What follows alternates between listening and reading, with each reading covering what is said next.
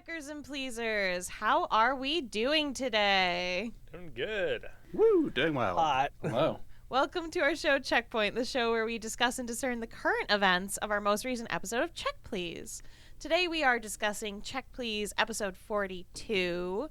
I would love to welcome our members today. I am Keni, your fortunate host. Foaly as my co-host, hungry for fleshed out answers. Hello, hello. Xeno, our Swamp Witch monger. Hey. Beardy, our beloved daddy DM. Hello. And Skrewy, our rock hard holy man. How do? And I just wanted to preface this episode by saying you're all welcome to ask questions while the show's going on.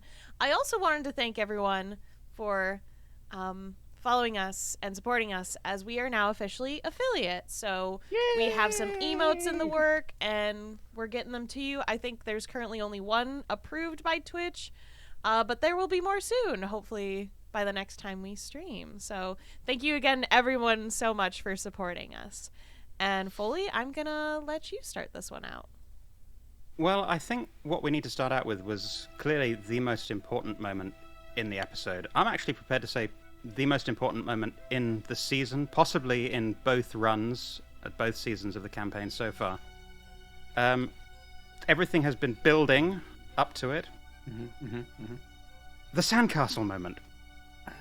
Archie and Risen created this masterpiece of modern architecture and construction, this 1/3 scale sandcastle, and we got a little preview of that in the end of 41 through miming of construction. But this time we got to see a little bit more of it. We got to meet the High King crustacean. Don't actually remember what kind of crustacean it was, but He was a hermit Riz. crab. Yeah, it's hermit crab.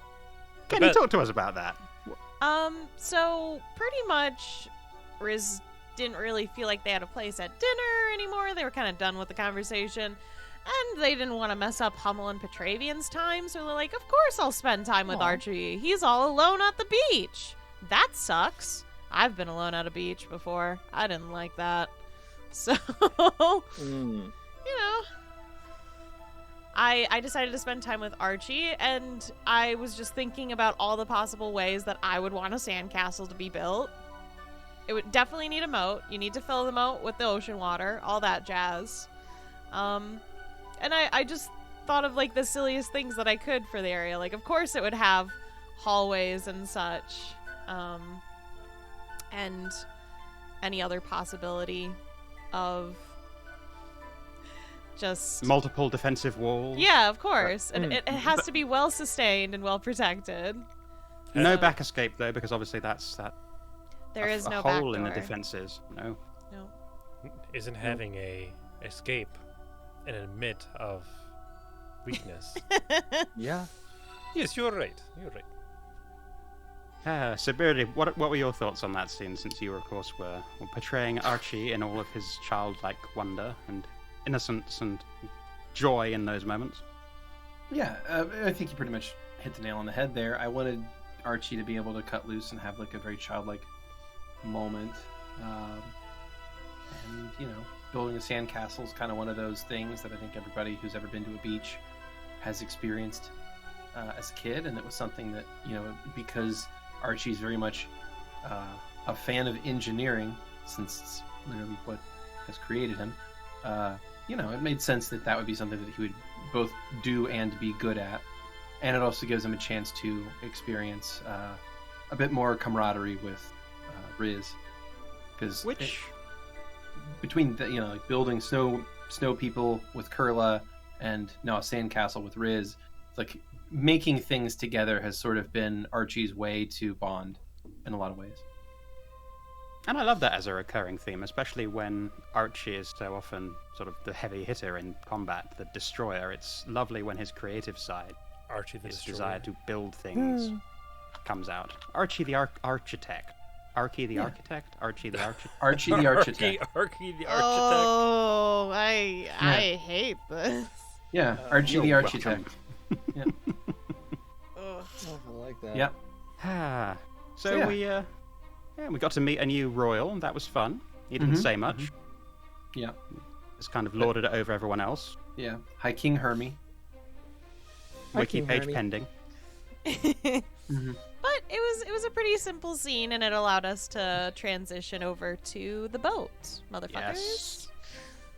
And Yeah, Skrewy, I saw you doing the I'm on a boat, lonely island business. I think so we thanks all- for that. Thank you. I think we all Obligatory. kind of thought it. Yeah. Yeah. Yeah. Now just my pedantry has to step in here and say that the porcupine is not a boat; it is a ship. And those Okay, are can somebody please different explain things. to me the difference? A Sure. boat gets So, you on and off. Sorry, Beardy, you do it. No, go ahead. I might get it wrong now, and I'm going to feel like an ass. But in my understanding is that a boat is what gets you between shore and to a ship. It's basically a support craft or like a Yeah, transport craft so- for an actual ship, which is far bigger. Yeah. So yeah. a rowboat is a boat, Right. and you take a rowboat from a dock to a ship. So Right. a ship has boats attached to it, but a ship So we're literally is the big it's thing. all about size. It's about size and what supports what. Yeah. So if you were to have a ship large enough that you could haul a sloop up onto the side of it, then by definition your sloop is now a boat. But Oof. the thing you're on currently is a ship. So Okay. So if you have a ship and then you build an even bigger ship and put those ships on it, does it become a boat? Correct. Yeah. Yes. Then by definition it then becomes a boat. But until it becomes a support vessel for another thing, it is a ship. It's a hierarchical thing. You're on a ship, motherfucker. Don't you ever forget. We are on a porcupine, so We are on a porky. I like that. I Is like that there answer better. a reason for the name? May I ask? Yeah. Nah, not at all. Random word generator. Okay. I like the idea that it's the people get so many splinters on it that it's like a porcupine. I mean, look, that is great, and I love it, and we're gonna do that. That's fine. Yeah. I wanted something that was like a simple name that would work for that, and it's just it's an animal name, and it's something that's relatively kind of weird and out there, and it's like, yeah, I can see that as being the name of a ship, the porcupine. So yeah, if you want to say that they call it that because the ship is aging and the wood is splintering, then yeah, Okay. that's fine. I dig that. I like to imagine that it was named immediately, and they're like, "Oh wow, we used the wrong shit to make this ship." Yeah, it's like this is the wrong. We treated this lumber wrong. This is a problem. Oh fuck! Oh, whoopsies. Don't tell anyone. The porcupine. Hmm. Oh, why, fuck. why is it called the porcupine? We like Oh, porcupines. splinters. Splinters. Well, just prior to getting on this ship, Hummel and Petravian had picked up some gear that they then proceeded to use on board the ship, and actually, Petravian had picked up some other stuff that came up in conversation many episodes previous to this. So, True. yeah, some interesting things went down on board the Porcupine. Uh-huh. So, I'm disappointed you guys didn't do those drugs. So- I'll say that right now. I would like to add. So first of all, Petravian always has this way of not actually saying what he's gonna do. He just like goes around the actual question. Like, Vera, do you mind if Hummel and I party? Yeah. I mean, Yeah, that was a Oh, poor boy. choice of words, but Like, why Oh, not how do you just say tell- like the most literal thing possible? Or the worst thing. Yeah.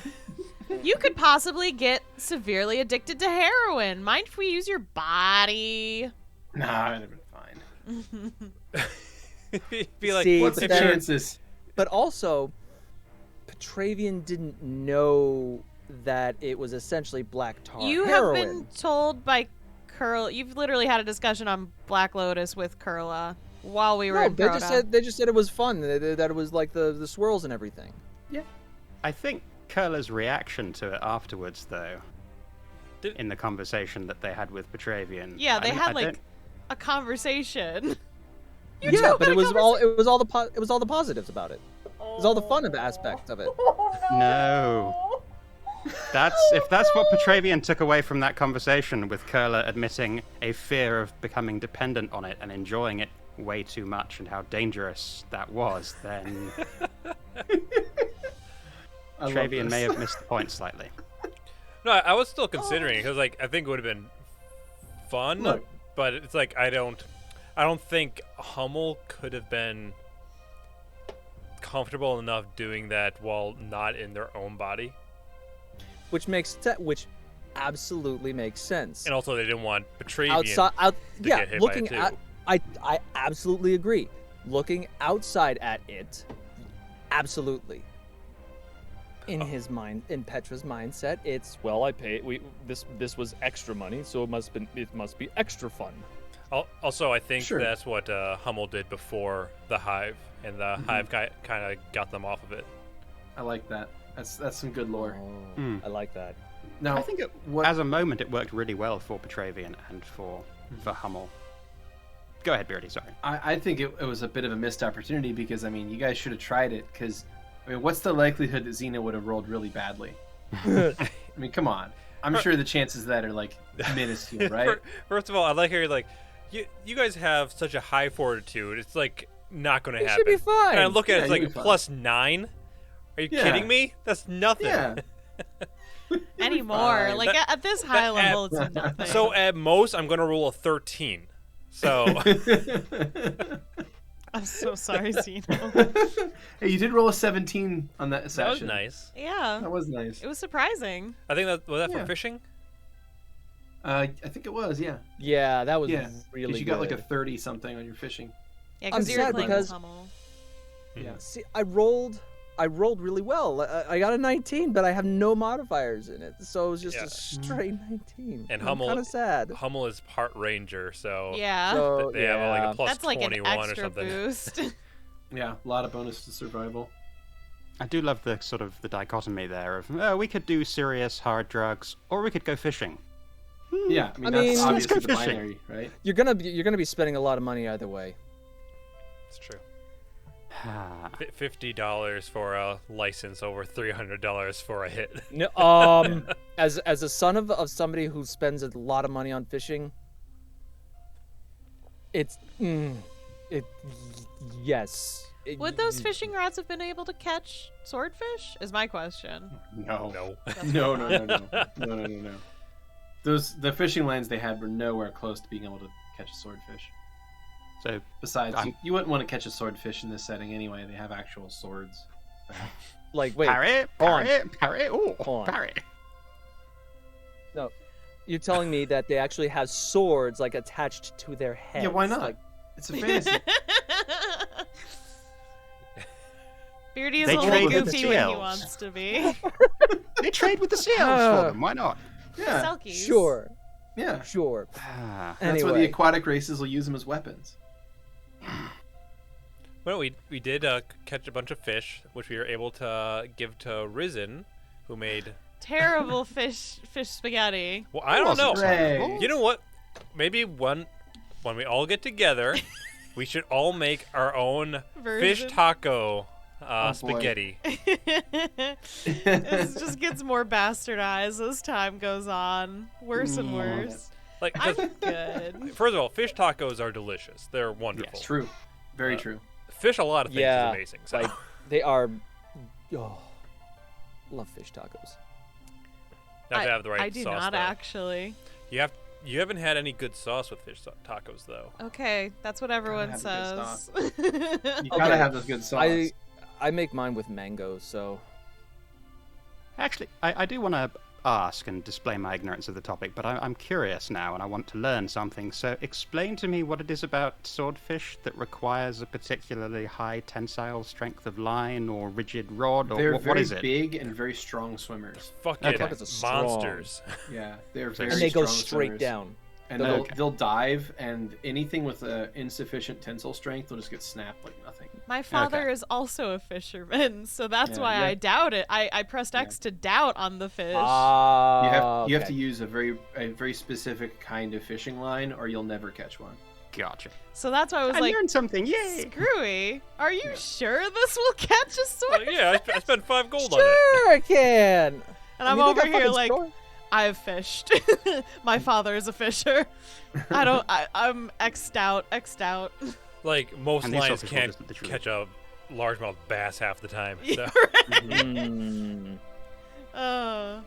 So, That's why. That's why I said that. No worries, no worries. But yummy fish spaghetti. I enjoyed the fish spaghetti personally, even though we liked just had it like an hour before. Well, we had like Still more not of an very much. Alfredo thing. This was weird. This was just awful. I don't know. I just wanted to make something really weird because I figure, based on Riz's tastes from just being to a bunch of different worlds, they don't actually have taste. Like, they have a certain flavor they like, but they're not picky as a person. And they really can't be because they jump to so many different places. Yeah. Meanwhile, Vera over here, like, this isn't honey. This isn't honey. What is this bullshit? But next day goes by, and Kurla approaches Vera for a private conversation. What's all that Which- about? Yeah, that's something that has been on my mind and Kurla's mind for a while now, and certainly after seeing the sigil was a nice reminder from Beardy. So thank you, Beardy. Nice reminder, a nice opportunity to bring that in. And Do Vera it again. seemed. Sorry? I said I'd do what I can. Thank you. And you do it very well. And Vera seemed the obvious All right, person so I'd to- like you to all roll initiative. You- 10. I don't have dice. oh wow, Or any good dice near good me. job rolling. Vera seemed like the natural person to check in with about that. And I'm shit. glad that Vera didn't object to me likening her relationship with Mellifera to that which hunger. So I'm Oh, glad she- that didn't she- go down the wrong way. I mean, she definitely was like, absolutely not. That's definitely not a correlation. But anyways, here's what I know. So there was still insult in there a little bit. Yeah, well, There was definitely correction. Oh, did you get a nat 20, Correction. Beardy? yeah. The correction is important. The fact that it didn't come to violent words or blows Nice. is kind of a nice mark of the relationship having evolved, maybe. I mean, that's the way I would see it. Maybe, Xeno, you have a different view on it.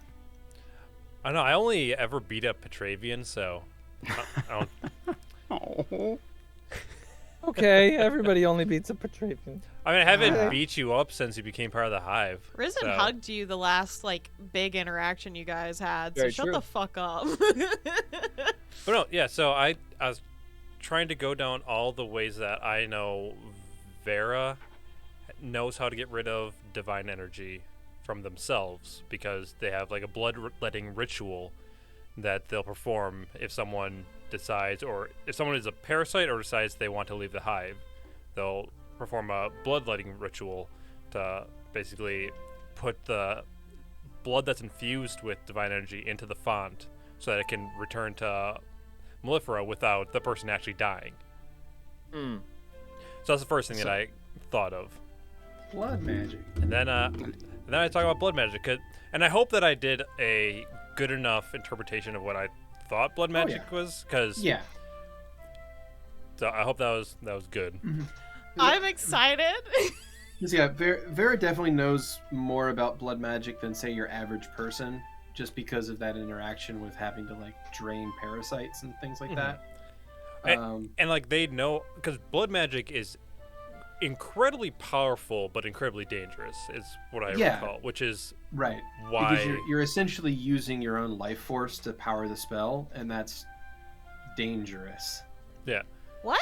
When And- did this happen? Which I'd like to say, obviously, we saw quite a bit of a reaction when I brought that up from Beardy and especially Keni, Oh, so good though. I'm so happy. because Vera had given Soul a hard time about that, because Vera doesn't trust it. Vera knows this is something very powerful, which Vera knows power corrupts. Power is something that you have to be very careful with, because if you know you can do something, you're probably going to do it. But knowing that Kurla already has this kind of power, and that no matter what, if nothing's done about it, it might just go to an evil deity. Like, maybe this is something that they should look into. However, Vera also knows who the person is that is most likely to know about blood magic, and it's not Soul. It's not. It's Ish. If there's someone who's gonna know about blood magic or fucking over a god, it's probably gonna be Grishnal. Interesting. I'm so That would be- excited. So, does that mean that there's a possibility that you would try to contact Grishnal? No, Vera would Okay. contact Soul. Okay. I get to be a That's- middleman. I'm excited though. But they're going to have to work up to that because, God, Vera hates Grishnal, obviously. Oh yeah, I just think it would be hilarious. If just like one day, just like Vera just casts a sending spell, and it's like, "Hey, Ish. Grishnal, remember you tried to like kill me that one time? Hey, how do you do blood magic?" You pulled out my eye. You know. Oh. I'm excited at the possibilities here. I really appreciated that conversation. So thank you, It is- Beardy. Thank you, Vera, for. Where do you think the conversation was going to go? I had no idea. I knew that this was a thing that Hurla needed to have a better grip on. It's something that they've been struggling with, this idea of whether it's their power, whether it's that which hungers power, whether they're just strengthening this thing that they hate. You know, how much are they still in this thing's pocket? So having a better answer to that now, and also having a route to maybe actually being able to stick a middle finger up at this thing, which is something they've kind of been wanting to do since the beginning. Yeah, I'm pleased to have that knowledge. I had no idea where it was going to go from there, like how we can act on that knowledge, what the possibilities there were. I had no idea, so I'm thrilled that it does connect so strongly back with season 1, possibly. But wherever it goes, it's cool to have that knowledge now in character so we can play with it. What else? Because originally Vera would think, oh, I could do the bloodletting ritual, but there's no way Vera would allow that which hungers magic to be incorporated into Mellifera. Sounds too risky, and Vera doesn't want any of that shit. And from what Mellifera says, it probably wouldn't even work that way, potentially. By the way, Sorry, go ahead. Oh no, Vera doesn't want to put Mellifera's health at risk in any sense. In any capacity.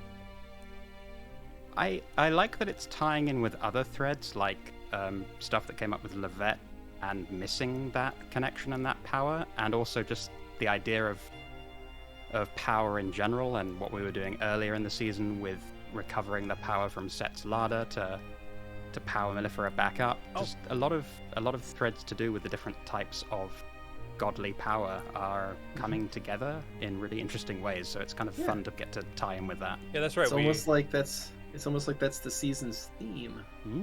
That's right. We were talking also about potentially finding some magic or something that has to do with Set, because Set knew how to take divine energy from primal gods. Yep. I Made do have a question career about out of it. Primal energy, or divine energy in general. He made a larder out of it. Is it do the gods essentially all have it pooled individually somewhere, or is it internalized? So that's Or going is to be it different like- based on if you're talking about the primal gods versus the actual like official gods. So primal gods are in a lot of ways like the gods, but they have a physical form, and because of that they have a few different rules that they have to abide by that the greater gods, the over gods, don't have to deal with. So they require divine energy to survive.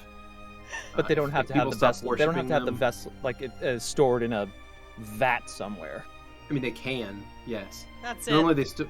That's why Riz doesn't like any primal gods. They're actually a primal god. They have this energy stored usually in their own bodies, but if they have more than they need at any given time, they can store it somewhere else, which is what Set was doing, because he had so much from eating the other primal gods that he had extra, so he was keeping a pantry for himself. A little bit of Mm. attire. I'll have. Oh, what pairs well with it though? Ataya? Make it honey flavored, you know. Being able to never fucking die. That Yeah. pairs Red well. wine. Typically- Would that pair well yeah. with a red wine or a white wine? Dude, I don't know shit about wine. As long as it's sweet, I don't give a fuck. Just make it sweet. Well, Just make I it would sweet.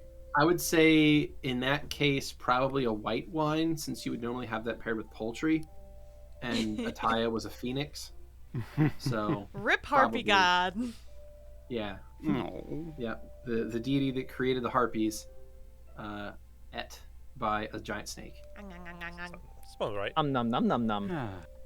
So, yeah, interesting possibilities now lie open. It was a lovely conversation to have. Very good information to receive. Mhm. Yep. And the voyage ran on, and one day we hit the fog. Only it wasn't Yeah. normal fog. Magical fog. And I don't know what was going on with that. I have some theories, but hit a magic fog. Saw strange eyes when we got rid of the fog. And Vera vomits up a bunch of fucking water beetles. Amazing Beardy, by the way. I loved it. It was very on brand for Vera. I wanted to be on brand for Vera, so I figured vomiting water beetles into the water was the way to go. I loved it, by which I mean I hated it. I really did enjoy watching myself on our setup and just the two people on both my sides, Skrewy and Foaly, just be like, "Oh fuck that." I don't know. There's something pleasing about like gross things where I'm like, this isn't actually happening, so that's fine. This is still gross, but ha ha ha ha ha ha. Yeah, It's just- that's Vera. I just want to reinforce that like Vera's power set is just so disgusting when it needs to be.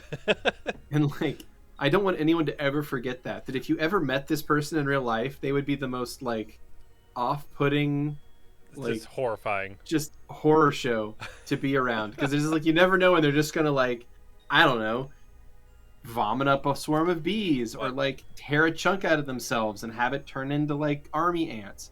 Like you don't know. Well, You never know with this person. And that's one of the things that Vera always believed in is like how perfect like insect form is. It's all about function. The entire like everything else is secondary. It doesn't matter if its function works. That's what's important. So yeah, so those water beetles get into the water and they discover some things under the boat, So Some spooky under things. the ship. So we could tell that it potentially had hands and potentially tentacles, which would mean it was potentially the octopus people. Is that right? Yeah, potentially. Which were the octopus people of the three named races that you mentioned? Because we got a bit of a lore drop. We got some Sicilians. new lore. Sicilians. Sicilians. There Also- were so no wait. Selkies in this list. Sorry, the Selkies are much smaller. Beardy. So did you say they had tentacles and hands? Yes. Think of Ursula. Okay, see, I was thinking of different, where they had the tentacle and then hands at the end of them. What kind of eldritch horror did you just make up? That's very interesting, Skrewy. Oh god, here we Huh. go. Oh no. Beardy, please take that out of your brain. Also, Can I play one of these It in lives season there 4? now. also question, because I forgot to write it down. I don't know if you actually remember. Do you know what the captain's name was? Yes.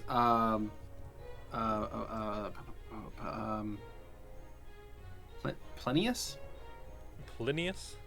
Hold on. I'll get you the actual answer. Give me like 2 seconds. Ah. Do. Ah, once we know that, a wiki page can go up for him as well. Shameless plug for the wiki. By all Hooray, means, the check wiki. out the wiki and contribute to the wiki. See You'll find a link. below. I'm excited for the wiki page that says Captain of the Porcupine. That's See, it. for some, I There's swear stub there pages. was You can a add Disney stuff. character that had like tentacles with gloves at the end of them. I'm also yeah, knowing this Captain's Plinius life story. Paulinus. Plinius. Plinius Paulinus is his name. Paulinus. Yes. Did the kids on the playground used to tease him and say, "Hey, pee-pee"? I mean, Oh. Protean kids are cruel, so probably. I Yeah. mean, all kids are cruel. But I mean, when you have but realize that like you have a whole society that's based around like getting ahead of people and like fostering this crazy amount of ambition into your society. So I would say that Protean kids are extra cruel. No wonder he It's- ran It's to all sea. about this domination of your peers. I'd like to dominate my peers. Oh my god. Oh shit! Oh. Oh. So let's. I do sorry, have- go ahead, Vera. I have a question Go ahead, about what we encountered there. So, Yeah, what's up? Risen had dispelled the fog. Right. My question is, what would have happened if they had not? Would we have gotten more from this? Would this have escalated? They probably would have followed you guys for a little bit longer. That's it. But yeah, the Sicilians are not aggressive. They're mostly curious about surfacers, and they have like sort of a boundless curiosity that they have as one of their racial traits. They What like is that? learning things and exploring things, but they're also very shy. So So what the if fuck? Levette, but so wait, if Levette had leaned over the side and done what they do and shot at them, yeah, that would be bad, wouldn't it? it would have been bad, yeah, because they had some casters aboard, like in their group there, so they could have sunk your ship. So what did they do with Levette's sharks? Just sort of like keep them and study Oh, them, I take imagine them apart? I imagine they killed them. Poor sharks. Pour one out for the shark. Yeah, they're robots. I did The like. robots, they only last a couple minutes anyway. I did enjoy the like piston noise that it goes dun dun dun dun dun. Yeah. Nice touch. That's clever. That nice. was fucking clever. I love it. Beardy, I wanted to. No, sorry. Go ahead. Oh, I was going to say originally, when I was first considering Snake Eyes Season 2, I was originally going to make it like an aquatic themed season. So my original thoughts was using a sea elf and a Sicilian actually in that season. But it has changed. Oh, I have changed my mind. also, I originally had a few guesses for what was happening that turned out to not be the case. Because at first, when Beardy had said that there's a bunch of eyes in that, instantly I was thinking of like Lovecraftian, like a bunch of eyes with all different colors showing. That's what I was thinking first. Like I thought it was like one giant creature, so I was thinking it was like the it. deep one. Yeah, I thought it was a big creature too. I like it. My no, mind- Sadly, it was not nearly that It dangerous. has hands at the end of its tentacles too. But yeah, like My mind went to John Carpenter and the fog and like pirates in the fog. But sorry, Xeno, I cut you off there. Go ahead. John Carpenter in the Fog. The film, classic horror film. Yeah. Is that Spectral pirates was in the that John fog. Carpenter? Was it not? The original was Carpenter, wasn't it? I don't know. Um, I'm I may thinking be of the Mist. misremembering. Actually, The sorry, I'm thinking of the Fog. Mist. That's a Stephen King story. Yeah, that's why I was like, that's Stephen King, yo. yeah. John. Yeah. The Mist is. I've never heard of the other one. Yeah. I'm sorry. It's not. But I'm wondering about this curiosity that these things have, and they're like, let me put out the whispering ghosts. Yeah, Well, how them do their job. They were just They were talking. talking- They're gossiping. They were talking to each other. They Oh, were is talking that to each right? other out there. Yeah. Gotcha. They were commenting upon the boat or the ship and everybody on it. Talking shit Um, about us. That's a little- Just as a side note, Sicilian is a playable race. so basically, they're all just whispering, not very good boat make, a lot of splinters. Like, yeah, look at this ship. Look at this piece of shit. Look at all the splinters on it. Mm-hmm. Mm-hmm. What do you think a porcupine is? Porcupine. And that captain with the dumb name, he just can't escape the teasing, even at sea. Yeah. Yeah, the captain just hears, Captain PP, Captain PP. It's like, no, not again. Make it stop. but- he leads a tortured life. He actually knew about this because they keep on doing this every time. He's just like, no, this is fine. It's fine. It's normal. It's just fog. Doesn't taste like magic fog, and Riz is just like, shut the fuck up. Yep. Bitch slapped the fog away. Yeah, in hindsight, I'm glad we didn't share any food with him because he didn't take our concerns seriously. Maybe he didn't take our concern seriously because he didn't get some of those fish taco pasta pieces. We'll never know now. Yeah. So, Beardy, had you been waiting to drop some of that lore, some of the new species, or was this just a nice time to introduce it? So I had initially had a couple different ideas of stuff to do on your guys' voyage across the ocean, because anytime... Okay, I'll start over. There's monster manuals that get put out by various companies, and some of the coolest, craziest shit are aquatic monsters. But the opportunity for a DM to pull out aquatic monsters is so minuscule that it almost guarantees that anytime somebody gets on a boat, that DM is going to pull out the nastiest, most horrific ocean monster and throw it at the party, because it's like, when else am I ever going to get a chance to use these things? Season 5. And that's Season an, 5. and that's an urge that I have to like regularly stop myself from doing. So instead of throwing a abomination from the deep at you guys, I was going to trick you, or at least fake you out, I guess is a way to put it. Instead of having you face an abomination from the deep, it was No just Leviathans. some curious aliens that were like just checking your ship out. We faced an abomination from the deep in season 1. That was the first time Yeah. we went onto the Yeah. ocean. Yeah. I did think after the throwaway comment in the last episode about the creature on the map and is that a real creature, I honestly thought that you were going to roll with that, so good fake out. I did enjoy Levette's response to Petravian's question about that. It's like, you dumb fuck. It's a drawing. Ouch. And then the other thing I was considering is to have you guys go into a foggy area and then have the ship like run aground on a sandbar, and you find yourself on like a small uncharted island with a giant sand castle on it. Ooh, that would have been And fun. That would have Oh been my like a little side adventure. Why did that happen? Why didn't that happen? But I love side quests. I've given you enough side quests for You now. gave us like one side quest. Yeah, 2. you guys have Two? two side quests, but you guys have some serious business to attend to, so Oh, but we Yeah. could have like can't have you do all the side quests right now. we could have like found a pond with water that turns stuff into gold, and then duffel. My mind is going to Voyage of the Dawn Treader. I'm sorry, I was a Narnia geek when I was little. Oh, you weren't a Golden Compass kid? When I was little, like 5 There's minutes not ago. a lot of Golden Compass kids. I'm just going to tell you that right away. I Yeah. didn't like either of those things. Not as popular. I really liked No. it though, but a weird story altogether. But it was cool. Like, hey, here's a story about 2 children that kill God. It's like, okay, I'm on board. A clapback against C.S. Lewis's theologically influenced fantasy works. Yeah. Anyway, we're diverging a little bit from the questions. That's fine. Or just slightly. That's what That's we're here for. which is checkpoint. okay. It's checkpoint. We can be But ponderous.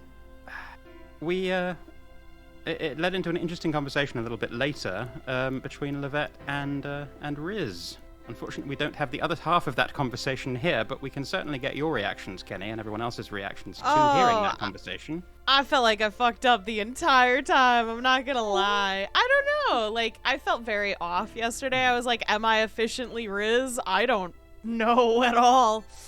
I just felt like every time I was talking to Levette about something, it would just go in circles, and I would try something and there'd be this wishy-washiness, and I didn't know how to talk to Levette at all last night. It was a complex conversation that I feel like I utterly fucked up. I mean, just speaking as an observer of that conversation, I respect that you feel that way. I didn't particularly see it that way just because it is difficult to talk to Levette when they are broaching these issues, because they do have that tendency to go back and forth on a lot of things. I mean, it's what makes them kind of a good engineer, is the fact that they can see both sides of things, but unfortunately they go round and round and they kind of lose the name of action and lose any solid takeaway from their deliberations, because they're always chasing those elusive details and not coming to any definite conclusions. Yeah. So I'm I not sure how couldn't you could have get, done like, better. anything out about their mother, it felt like. Like, I was trying to get Levette to just tell Riz more about themselves, like, with their mother and stuff, because Riz doesn't know. So it's like, you need to give them more so they can understand things, because they're just kind of guessing here as you guys are talking about, like, how you're feeling about it. I felt like I was just grasping at straws the entire time. And then No. Vera came up, which was very interesting. Yeah. A lot of friendship issues with that one, apparently. No, not really, because Vera doesn't have any friends. Yeah, you have one friend. Oh. You've literally told me that Soul's your friend. Technically, but Vera sees them as their sibling. Oh, that's true. So, It's another Better than friend thing. family. Family. That they can trust. It's another recurring theme in this season and in the show in general, is that We're just- collision Family. between people's different perceptions of what friendship and family mean, and the tensions that arise when people aren't clear about that, and when they do have different expectations of what those things are supposed to mean versus what they do mean to people. Vera just embodies Vin Diesel. That's all. Oh, Family. family. Here, you said that, and I was just like, what's this have to do with Riddick? I love you. You're adorable. Or more specifically, Pitch Black, because that's the only one I care about. Oh shit! Now I have love to share Chronicles of Riddick. my one anecdote about Chronicles of Riddick, which is that Vin Diesel, when he was a nightclub bouncer before he was getting into acting, played a lot of D&D apparently as Oh, a yeah. way to stretch those Wonderful. acting muscles, and then taught Dame Judi Dench how to Yep. play D&D on the set of Chronicles of Riddick, and now she DMs games for her grandchildren, Oh, that's wonderful. which is Oh my god. I think is would- amazing. Yep. Having this things I would Shakespeare do- RSC, yeah, legend DMing the games, that's gotta be pretty damn cool. Don't get me wrong, Beardy. Yeah. Don't get me wrong. If I could Go get ahead. if I could get DM'd by Dame Judi Dench, You're DM'd by other people, you know. Like, I know you're in other games. Yeah. Like, you've I already don't- cheated on Beardy. It doesn't matter. I don't own you. You know that, right? Yeah. Like, you are you your know own everybody owns me person. nightly. Yeah, that's that's okay. a different kind of DMing. Mm. Sneak into the DMs. Mm. I already slide into Beardy's DMs daily. Oh. Right. Ah, So, anyway, there was another interesting discussion that was talking about each world and the color palette of those worlds, and it kind of opened up a nice little window into like how weird Riz's life must be. Because as much as Levette's like, oh, this one has the correct palette, and Riz is like, no, there is no correct palette. Everything's found just that- different every time. It doesn't matter. I found that fascinating as someone who does see color completely differently in many cases from the mainstream of people owing to color vision deficiencies. So I just appreciated that Riz had that perspective, and I know it also speaks to your strengths as a visual artist, that you pay particular attention to those things when you encounter them in the world. So yeah, that was a really lovely bit of character building and insight into Riz. I know Soul's world that they're currently in has a yellow sky instead of a blue sky. Xeno would hate it. But that's after experiencing something like that while talking with Beardy about Soul's new life. I know it's plenty of opportunity like for all the worlds to have this like difference in perception and look. And for all we know, Riz's eyes are made differently than your all's anyways. They might be seeing the world very differently compared to you all. They're just built wrong. they're just Built they're just built stupid. stupid.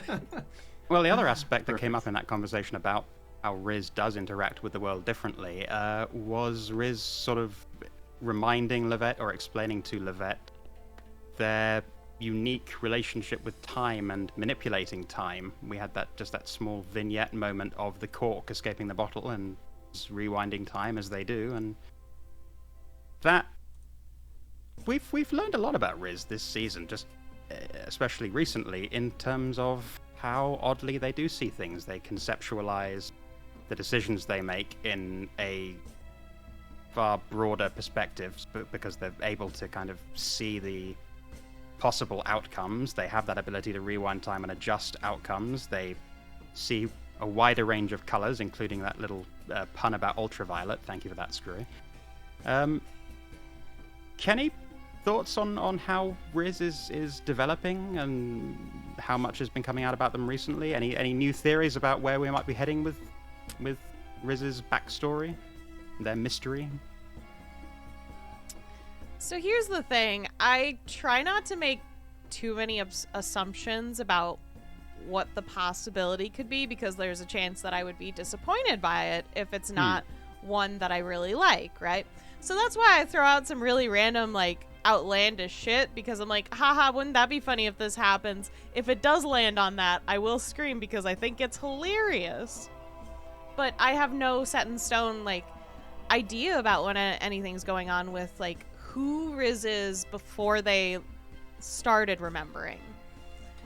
But Riz hasn't really, like, changed that much as a person. They're still very much so them. They're just learning how to interact with people more than once is kind of more of a thing. So I don't know if Riz is actually changing that much. I think they're just more of a subtly changing person, but it's not enough where I can really put a definition on it.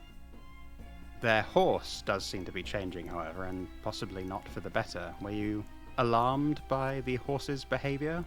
Oh, no, it's been a couple of times where it hasn't been eating from Riz's hand and it's been bothering them.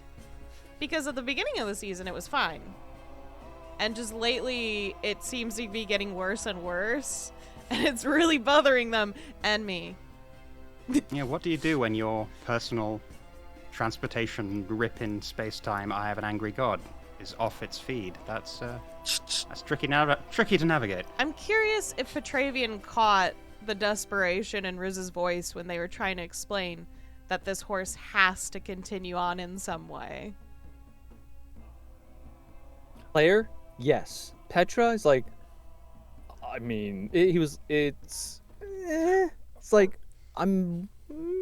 but it's, yes, I completely understand. Petra, I don't know.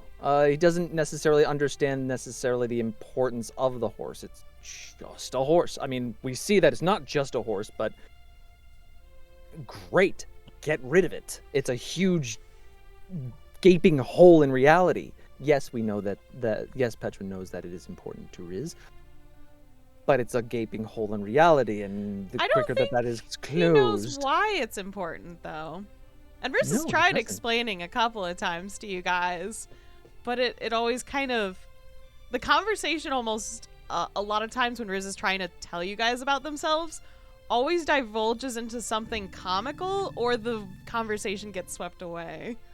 Well, we've seen as players that the horse is tied to Riz's capacity to be understood by the other players in terms of language, and in terms of what it represents as Riz's mode of transportation and how vital to Riz their ability to travel is. Mm-hmm. Losing that would clearly impact Riz as a character quite strongly in one way or the other.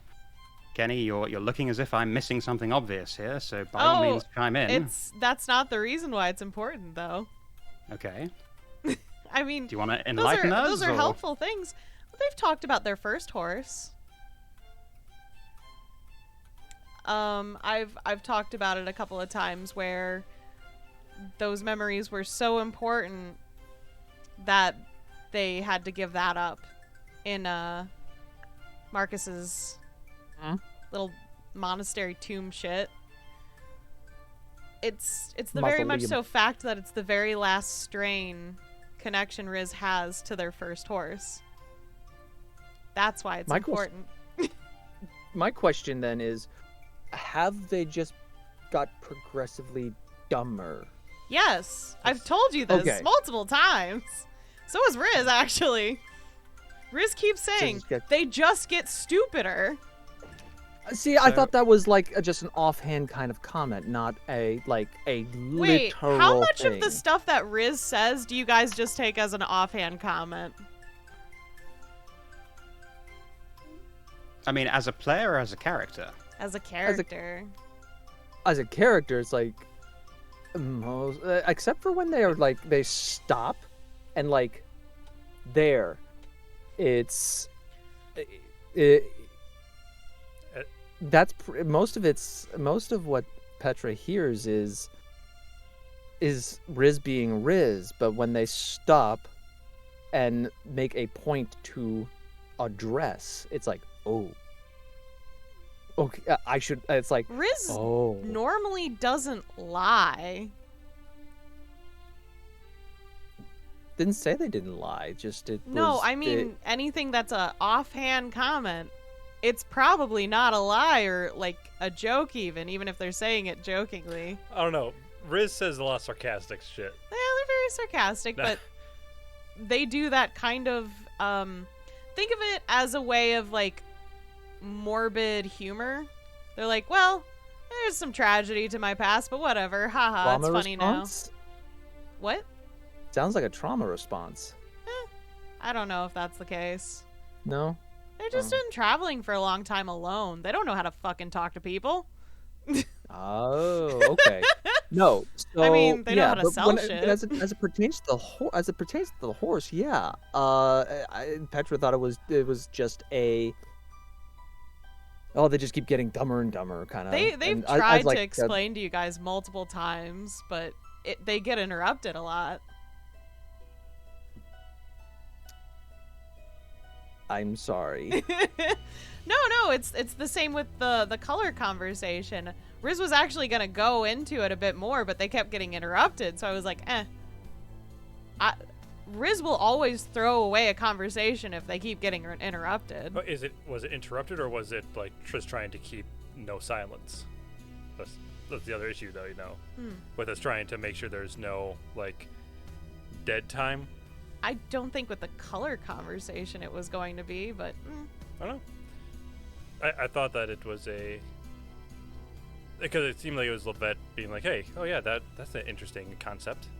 I was actually going to explain some colors from ideas that I've had in my head. But And now I feel bad for the ultraviolet comment. I'm sorry. Don't worry about it. It was just like, this is something I've noticed through the season is Riz just gets interrupted unless they are being super aggressive with you all. Welcome to the club. Shithead, I'm sorry. That's true. I will also like to say that during the horse conversation, then we also got Hummel was talking about Derek. Derek, Who is that's dumber right, than the the horse. ex-boyfriend. Derek sounds like an asshole. It was not that bad. Yeah, he sounds dumb. Just really, really stupid. freaking stupid. Yes. Good looks. Anything- So what's Petra then? Petra's pretty dumb. You're not dumb as the horse. When Hummel's standards are you a pretty boy? So I guess the question becomes if the current horse is important to Riz primarily because it's the last link to their first horse. The question then becomes, why was their first horse so important to them? And am I right in that it's because that first horse is their last link with their family of gods, or is there more to it than that? Oh, it's so much more simpler. But I'll allow Okay. Risen to talk to you guys about that in the future. Is that something that has come up and we've just completely missed it, or is that stuff that you've hinted at, or... They've hinted at it. Okay. So I'm going to let you guys have that conversation as characters. Fun. Stuff to build towards in a couple of weeks when we come back. It's But going to be so dumb. any more on the Levette Riz conversation, or should we go to where it led next, Where it which is led. a Yeah, drunken encounter I love this part. I'm gonna between do it. Levette and Vera?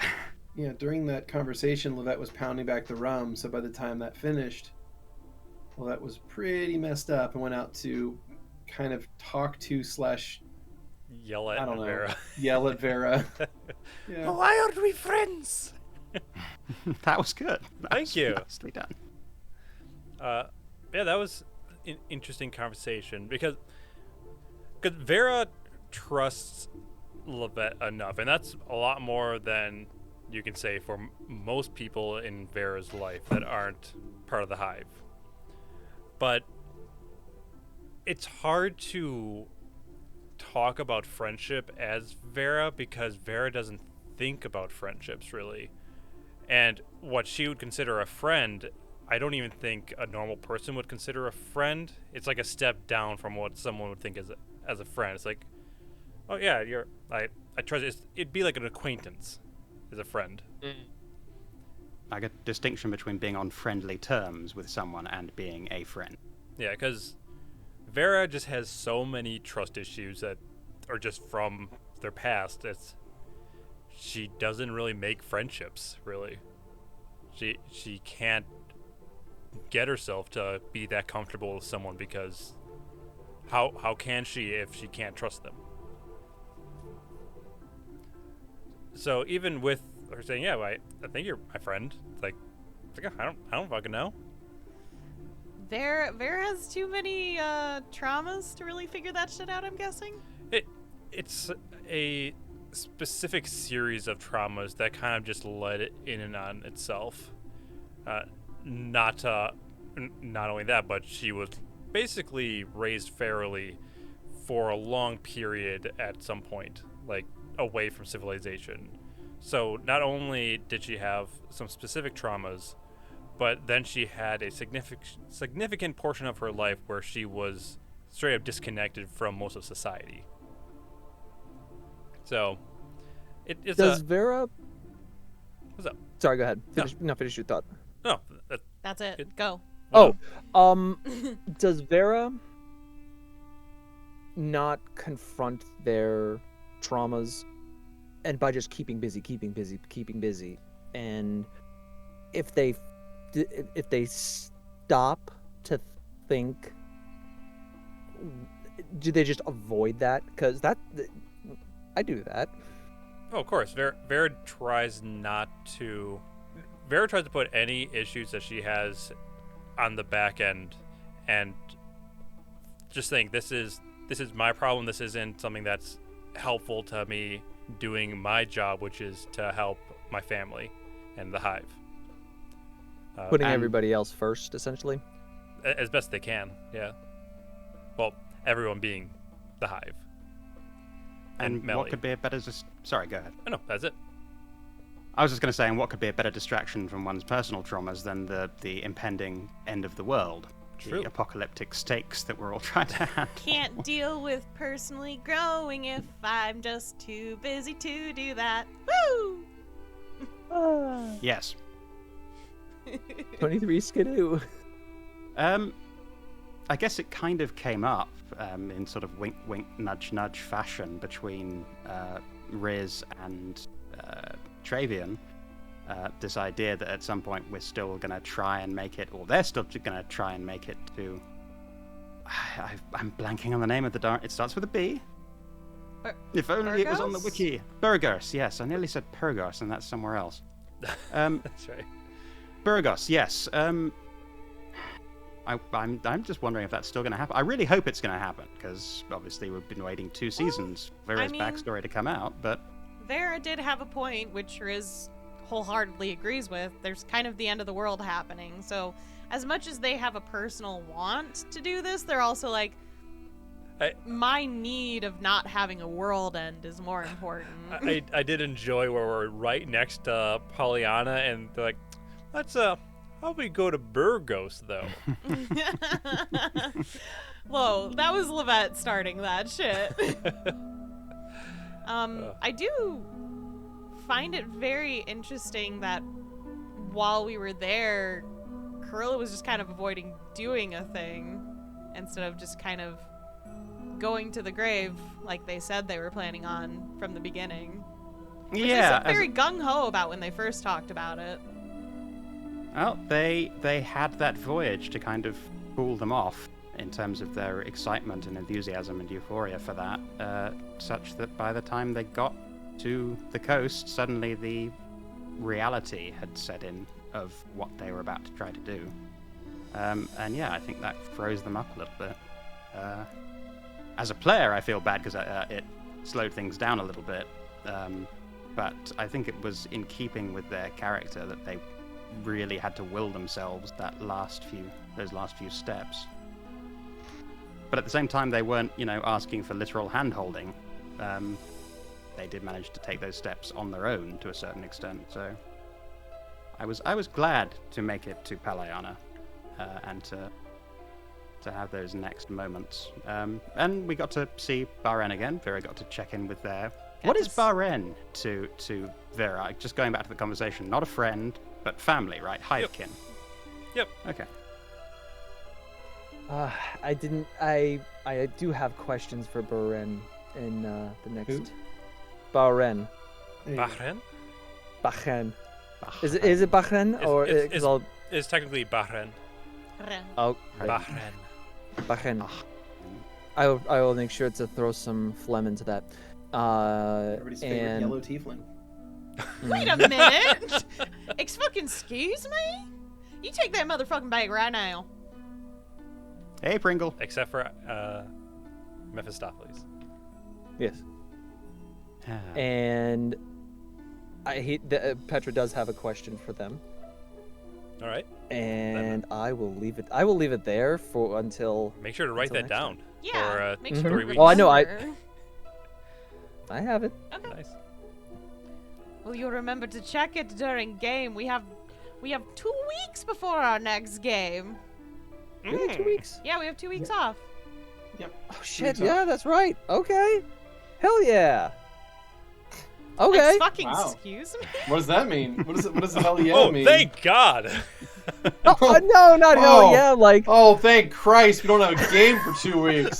Oh. no, it's not like it's like meant to say oh yeah. Considering because I forgot yesterday was the 21st, and then this upcoming weekend's the 28th. I had forgotten this weekend's the 28th. I thought we had another game this weekend.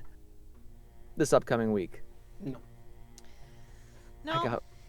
And for you viewers out there, we're going to be gone for a couple of weeks just based on convention stuff and personal things. Yeah. We'll be gone for Thank a little God, bit. right?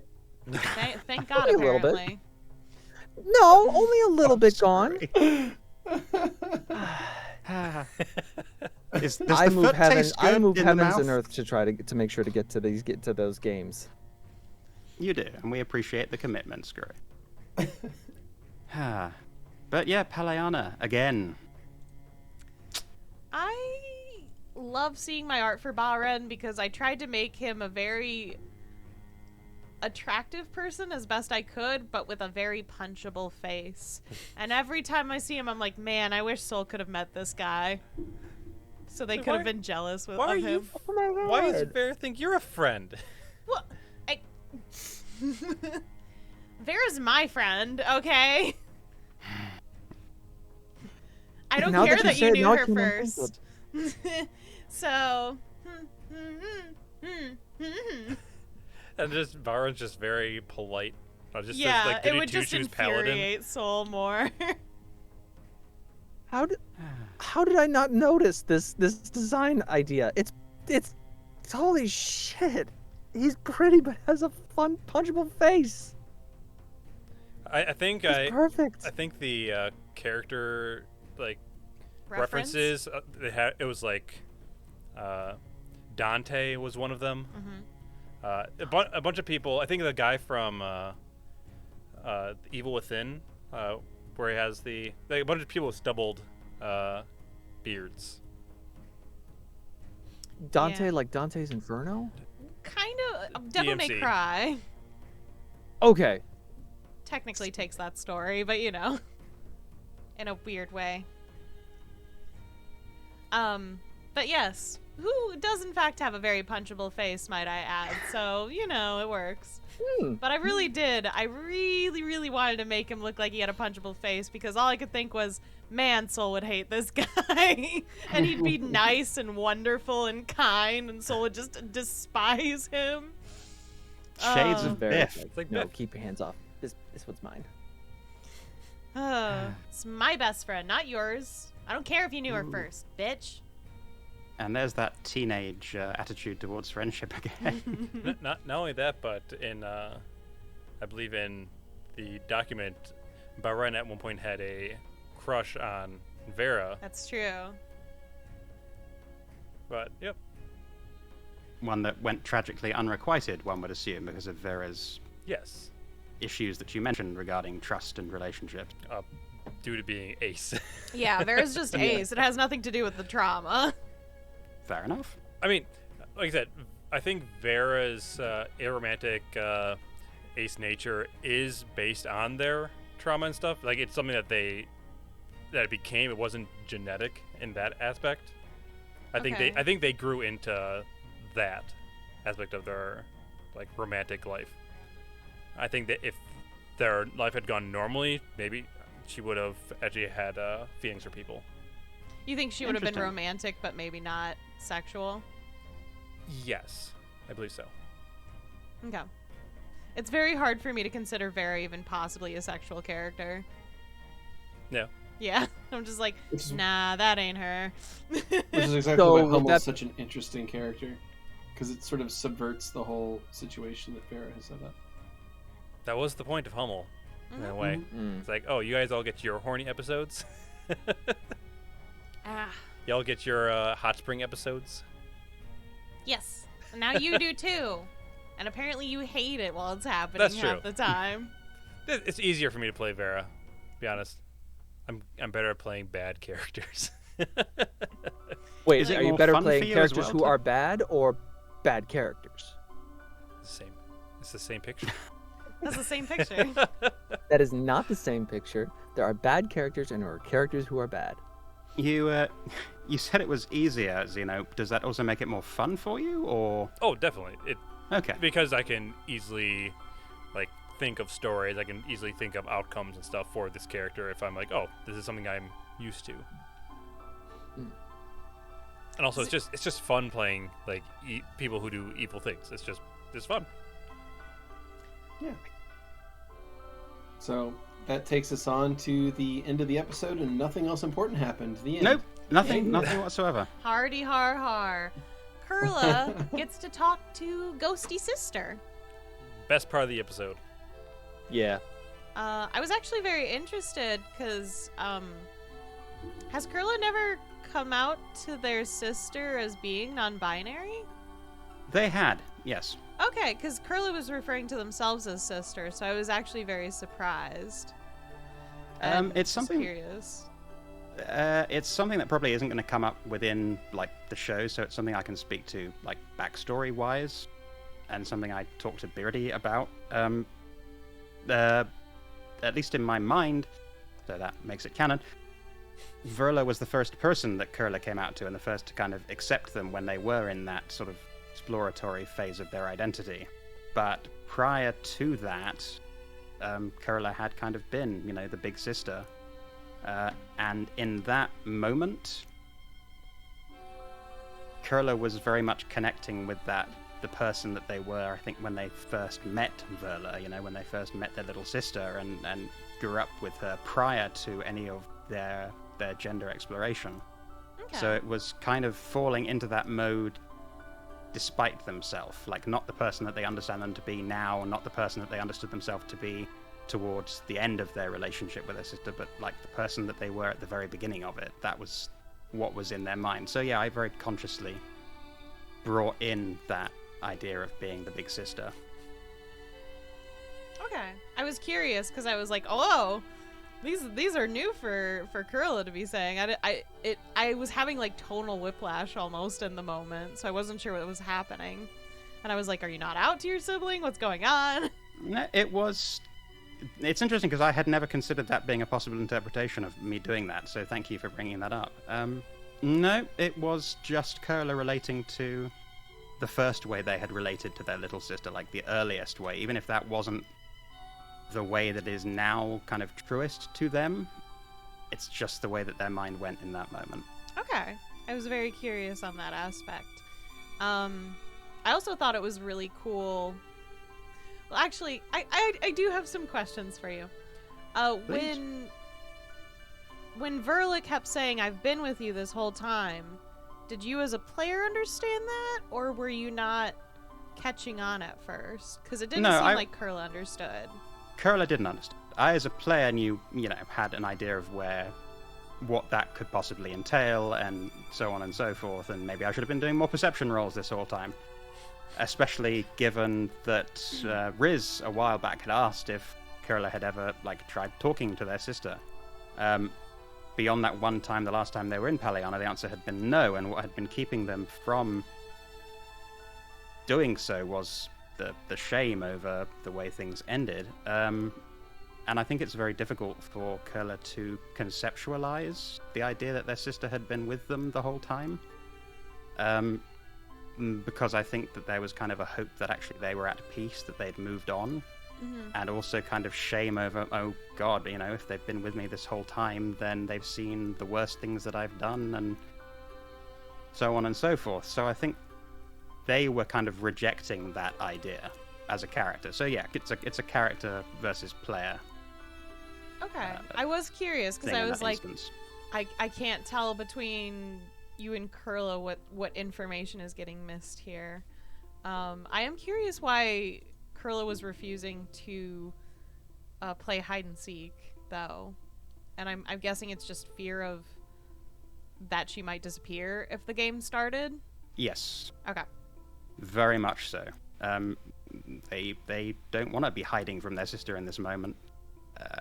When this is the first time they've seen their sister, and when they've just had this amazing gift of knowing that their sister doesn't blame them, doesn't hold a grudge, and knowing that their sister hasn't been in a tormented place. So yeah, there was a lot coming Curla's way, and it took them quite some time to process it in that moment. Mm-hmm. I find it very interesting that this child can see Riz for who they are. Beardy. Brought it. It always seems like the other is able to see Riz, and I don't know what it means. Weird, right? Right? Did you ask Byron what you look like? Yeah, I look like a tiefling to Baron. Oh, fun.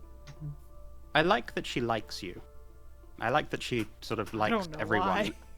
especially if they, since they have been with Curla and they've been privy to all of these interactions, presumably, that they have a good opinion of everyone. I just loved the way that you played them, Beardy, as that kind of, the sweet and gentle and loving sibling. And I liked that I was able to throw in the bit guarding the idea that Verla would have been much quicker to forgive Duru than Curla was, and that Curla was informed by that in trying to come to terms with it. What would Verla do? Because as much as Verla looked up to their big sister, I think Curla looked up to Verla in a little bit. But I'm rambling now. Kenny, did you have other questions about that moment? Thoughts? I'm curious to know what everyone made of it. I was freaking out when we were told that Verla had been with you this whole time. I noticed that. Because my fear instantly remembered Marcus eating Moira. So, kind of what happened in that situation was, part of Moira was okay and part of it was digested and shit like that. And just because Curla's curse involves more of a ghoulish kind of curse, with all of that context added in, my brain went, oh my god, you literally have her soul. Oh fuck, oh fuck, oh fuck, oh fuck, oh fuck. Which, yeah. Perhaps not the case, but I'm still very nervous about the whole situation. I mean, ghouls don't eat souls, though. They eat rotten flesh, typically. if I recall classically at least. That's my understanding of the way that the curse functions, but given what's emerged since, like, Beardy and I first discussed the character and the way that the curse has worked, it's anyone's guess what might happen. I'm kind of hoping that it doesn't go that direction, because I think we have plumbed it with Moira and Levette, but I'm very curious to see where it does go and where it does and where it leads. It's like poetry. My mind went to Karis and Karis' sister and some of the things that happened there during the 5-year period between season 1 and season 2. Well, we're gonna get to see Karis and her sister pretty soon. So Maybe this is something that Curler would want to talk to Kimball about. Yeah, Kimball might be a great person to talk to. yeah, and Curler has some conversations they want to have with Karis anyway, because as Curler was kind of saying to Verla, they're coming to a point where they might, at least in theory, be capable of, well, True Resurrection is a spell coming, just as a mechanics thing, True Resurrection is a spell coming Curler's way. Vera had asked at one point why Curler hadn't sort of brought them back, and the answer is that they're kind of concerned about bringing them back wrong. Because, I recall, I think Vera said that it'd be slightly selfish if you didn't try to, because you were afraid of how they would respond to. Yeah, and I think Curler took it on board from that conversation, and thus it became a point of being able to communicate with Verla and also to kind of find out what they wanted and get their consent. The way the spells work for resurrection is that you can't resurrect a soul that doesn't want to come back, so it's kind of built, their consent is built into it mechanically, but I think from just a character and story perspective, it was important to actually ask outright. Actually, if I recall, I think that it's a save for the soul. Is that right? I think that's only if they want to refuse, if they don't want to be brought back.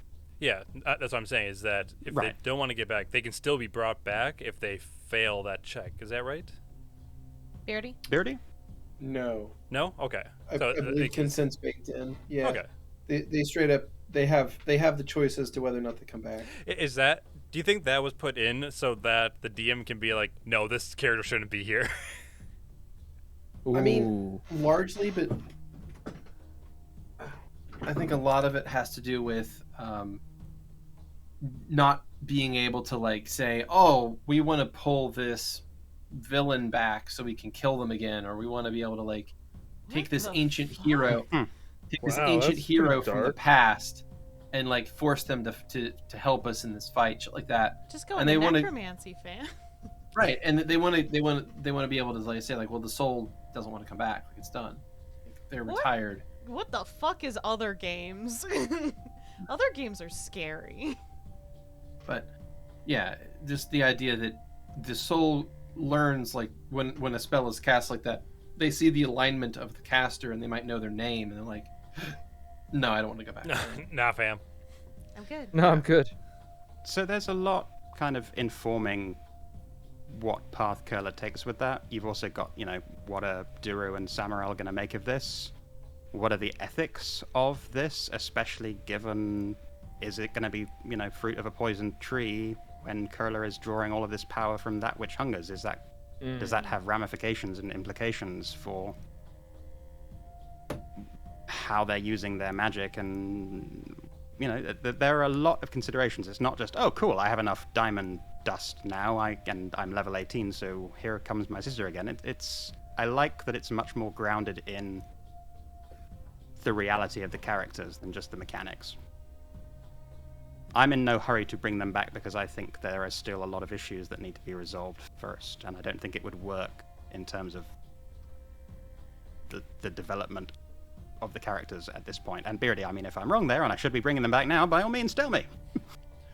No, I won't tell you. I think my biggest concern is if you don't bring it back before the Necrosucci device. Whether or not the soul will be sucked into the Necrosucking device. The Necrosucking device. Patented name by Levette. Definitely by Keni, Levette. probably. Well, Like a Necco wafer. Levette's going to be discussing that with Karis as well, so I guess all of this will maybe come out in the wash in a few weeks. But I'm curious if anyone else had any thoughts on that scene. I started tearing up as soon as Verla started talking, so but I enjoyed it quite a bit. That was good. Yeah. That was powerful for me as a player. I kind of wish I hadn't been recovering from a flight and wasn't as knackered. I think I could have put more into it, but Well, that was good. We still have time with them. Yeah, I think it was a good spot to end the session on, at least. Yeah. Petra could call them again if you don't have any more of those spells. I still have mine. Yeah. thank you. You can do it any time too, because the Yeah. soul's with Kurla. Yep. That is a really nice thing to note as well. It doesn't that it could You take could- place anywhere. You could introduce Verla to Raduvi. Yeah. Look, you two weirdly look the same for some reason. I don't know. They have a physical resemblance. They don't look the same. Distinction there. And yeah, I kind of minced that explanation at the time, but hopefully, yes, it will come up again, and maybe I can explain it a little bit better. You just see Raduvi screaming and running away at the ghost. Ah, ghost!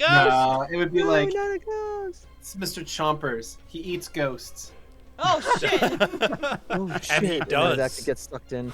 How old The is puppet Raduvi? becomes, like- Or not? How old Yeah. is your sister? That's a weird question. The Like answer to- when? No, hold on. How the old answer are to that they? is weird. How old were they when it happened? Because if you do true resurrection, do they get resurrected as the age that they had died, or over? Is there a time? Does the time advance for them as well? That The I age don't that they know. died. Okay. They died. So then Raduvi could have a friend. Possibly. Raduvi has lots of friends. Yeah, but also Verla has a home. Yeah. That's that not is in the true. hype. To answer the question, they didn't do birthdays in Peleana because weird religious cult, and why would you want to celebrate the individual when you can celebrate the leader? But they were somewhere in human years between kind of 8 and 10, and Kurla was somewhere around 12 or 13. I've kind of left it deliberately ambiguous. But yeah, somewhere in that range. And they were short for their age, so they appear like, a little bit younger, which is in line with the having a resemblance to Raduvi, who appears younger as well, if I recall correct. They are. They're around that same age, like in compared to the humanists, around 8 to 10, 8 to 9 probably For an elf. for an elf. So, yeah. Probably like 35. Oh no, I think it was like 7 or something. Actually, for Raduvi, he's quite young. But that was So like 30. Okay. that was just powerful. That was a really important scene to me as a player, and I'm really grateful for the opportunity to have done that 42 episodes in, when Verla and Kurla's trauma over them was something that we introduced back in 2x0. Yeah, I'm glad that it resonated with y'all. Thank you for being there for it. Of course. Yeah, everyone had showed up. Yeah. That was nice. I'm glad that the decision was, like, Kurla wasn't going to invite y'all to be there, but I think Kurla wanted you to be there. I think the characters knew that. I don't think Riz knew that. No. Okay. I think So Vera I have- knew that. I have a final question. Yeah. Final question What's of next? checkpoint today. So what's next? What's next? Yeah, what's next? What's the plan? Well, So I believe we are jumping to Vil with a druid circle. and- after that heartfelt conversation with Baren and Petravian. Yeah. Mm-hmm.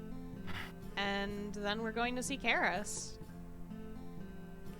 'Cause apparently that jump's easier. I don't know how maps work. It sounds like It's actually not. That's what I thought. I was like, I'm pretty I sure checked it's the the- same jump I either checked the way. distance. It's like 20 or 40 miles difference. It's almost exactly the midpoint. nice. Yeah. And then we need to Isn't that find our way into Qintao, maybe via Burgos. Mhm. Burgos. And it sounds like quite a Beardy? few people want to talk Wait, to. why would we find Kintao through Burgos? Well, no, not via. I should say after Burgos. If Oh, folks okay. still want to poke into Vera's Yeah, backstory 'cause- prior to. I don't know know the if reason. we can at this Kintao. time. Folks want to go to Burgos for some reason. It's so weird, right? It is weird. Hmm. Like you guys realize that we're going literally over to Kintao, right? Riz found that reasonable. That Riz found that reason. Yep. But it sounds like a lot of people want to talk to Karis and stuff as well, like multiple characters. So That'd be fun. it's gonna be fun. Have a fun time in Presideum. Thank Yeah. you. I love you. No? Please don't. I think you just I said have it to right. confess, Kenny, that since it's derived from a Latin word, my gut instinct, everything in me is trying to direct me towards the Latin pronunciation of it. So, I've always been saying that for the original like season 1. I've just said it that way, and for some reason people took it in a different way, and I blame Mass Effect mostly. Yeah, I mean, what's wrong with I going have to the no town excuse. of Presidium? Persidium. Thank you, and- Skrewy. And I say it as that because that's how Vera says it. Just straight And up. also to be the bane of my existence. Actually, no, it's so that Risen never says the right words for anyone's name. That's the same thing for Eric. Yeah, that's right, Eric. Eric. Alec. Rather than Alex, Eric. that filthy Sassenach bastard.